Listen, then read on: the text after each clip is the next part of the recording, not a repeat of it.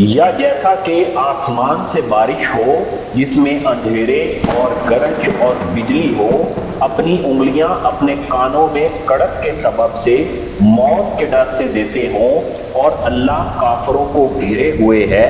قریب ہے کہ بجلی ان کی آنکھیں اچک لے، جب ان پر چمکتی ہے تو اس کی روشنی میں چلتے ہیں، اور جب ان پر اندھیرا ہوتا ہے تو ٹھہر جاتے ہیں، اور اگر اللہ چاہے تو ان کے کان اور آنکھیں لے جائے۔ بے شک اللہ ہر چیز پر قادر ہے۔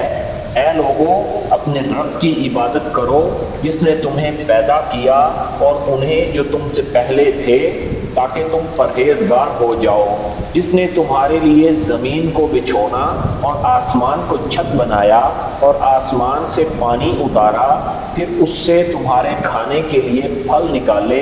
سو کسی کو اللہ کا شریک نہ بناؤ، حالانکہ تم جانتے بھی ہو۔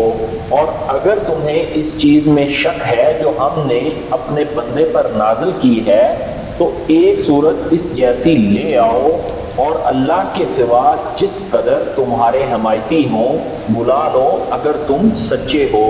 بھلا اگر ایسا نہ کر سکو اور ہرگز نہ کر سکو گے تو اس آگ سے بچو جس کا ایندھن آدمی اور پتھر ہیں، جو کافروں کے لیے تیار کی گئی ہے۔ اور ان لوگوں کو خوشخبری دے جو ایمان لائے اور اچھے کام کیے، کہ ان کے لیے باغ ہیں، ان کے نیچے نہریں بہتی ہیں۔ جب انہیں وہاں کا کوئی پھل کھانے کو ملے گا تو کہیں گے یہ تو وہی ہے جو ہمیں اس سے پہلے ملا تھا، اور انہیں ہم شکل پھل دیے جائیں گے، اور ان کے لیے وہاں پاکیزہ عورتیں ہوں گی، اور وہ وہیں ہمیشہ رہیں گے۔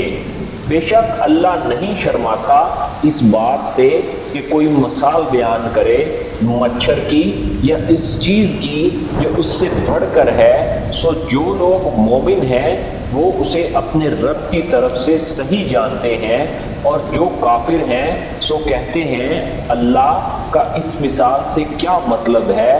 اللہ اس مثال سے بہتوں کو گمراہ کرتا ہے اور بہتوں کو اس سے ہدایت کرتا ہے، اور اس سے گمراہ تو بدکاروں ہی کو کیا کرتا ہے۔